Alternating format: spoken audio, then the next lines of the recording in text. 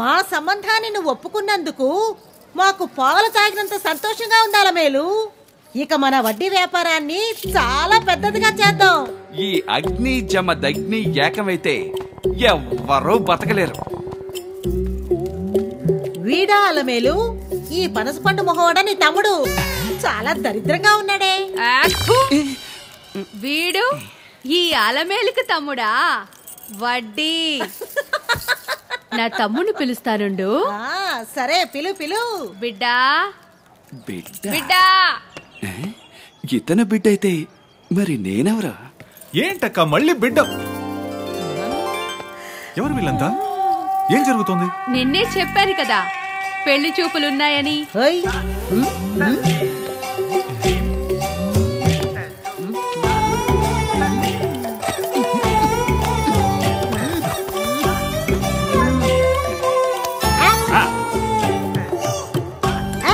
ఎవిడేంటి ఎద్దును కొనేటప్పుడు చూసేటట్టు చూస్తుంది?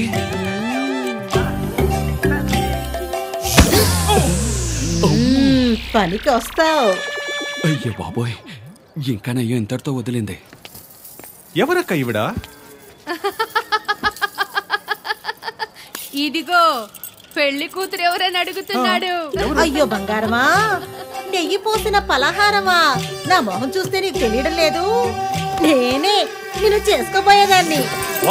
అవునయ్యా, ఇద్దరినో ముగ్గురునో కనిస్తాను. గిలిగిచ్చికాయ పెట్టుకొని ఆ పిల్లల్ని చూసుకో. అదే పసిపిల్లల ముందు గిలగలా అంటూ ఊపుతారే, దాన్ని గిలిగిచ్చికాయ అంటారు. ఇదిగో జాగ్రత్త, మాంసానికి డబ్బులు లేకపోతే నిన్ను అమ్మేస్తుంది. నేను ఈ బీన్ బ్యాగ్ ని పెళ్లి చేసుకోవాలా? ఆకారాన్ని చూడకు బిడ్డా, ఆస్తిని చూడు. What rubbish! ఆస్తి కోసం నేను ఈవిడ పెళ్లి చేసుకుని ఈవిడ చేతిలో రిమోట్ కంట్రోల్ లా ఉండాలా? Even I have got a heart. Don't treat me like a toy. ఏంటి అలమేలు, నీ బిడ్డ ఇంత మాట్లాడుతున్నాడు? ఇదిగోండి, నన్ను బిడ్డను పిలవకండి. Call me Anji.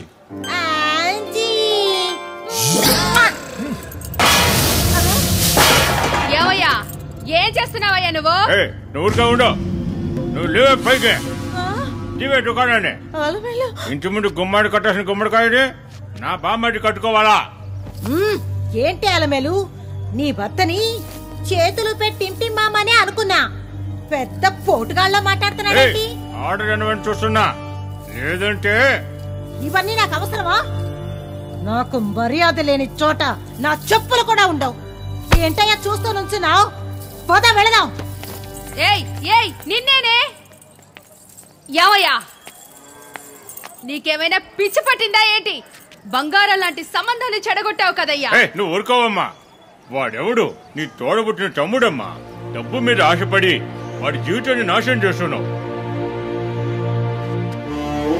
ప్రేమించి ఇంట్లో నుంచి పారిపోయి వచ్చావు.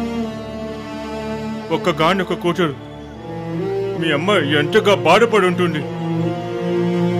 ఆ శాపం వల్లే దేవుడు నన్ను ఇలా శిక్షించాడు. నీకు సంతాన భాగ్యమే ఇవ్వలేదు. కన్న వాళ్ళ శాపమే అది. వాళ్ళు కన్నీళ్ళు పెడితే ఏ పిల్లలు బాగుపడరు. ఇన్నేళ్ల తర్వాత చాలా పెద్ద మనసుతో నువ్వు చేసిన తప్పులన్నీ క్షమించి నీ తమ్ముడి పెళ్లి బాధ్యత నీకు అప్పగించింది. అదైనా సరిగా చెయ్యి అంజీ.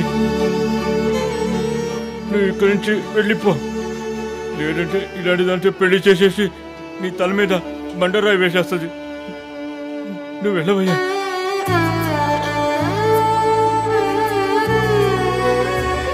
అక్క, ఐమ్ సారీ. నేను తిరిగి వెళ్ళిపోతున్నాను. యా,